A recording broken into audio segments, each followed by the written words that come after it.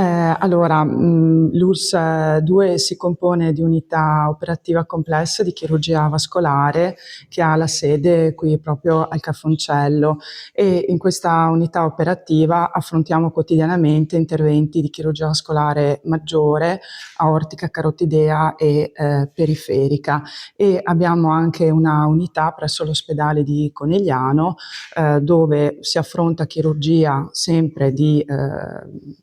carotidea, di rivascolarizzazione periferica e anche di aorta relativamente, così chiamiamo, semplice, poiché l'aorta complessa viene centralizzata qua a Treviso presso la nostra unità operativa. E a questo proposito, che è un po' il tema della nostra chiacchierata, ogni anno operiamo circa 120 pazienti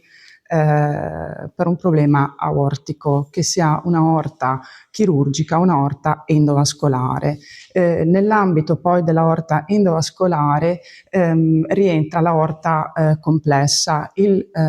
problema, la patologia toraco-addominale, che è un po' l'oggetto di questa conferenza, perché nelle ultime settimane di luglio abbiamo avuto 4 urgenze relative appunto a patologia aortica complessa che si sono sovrapposte alla chirurgia ordinaria programmata, e quindi l'obiettivo un po' sfidante è stato ovviamente gestire queste urgenze senza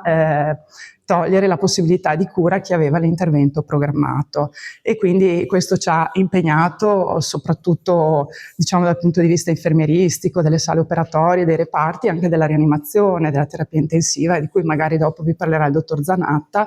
perché questi interventi molto spesso hanno necessità di un risveglio protetto in rianimazione, e quindi un periodo un po' così di riduzione dell'attività per garantire le ferie estive al personale, insomma, è stato un impegno che insomma siamo riusciti ad affrontare, ad onorare. Sfida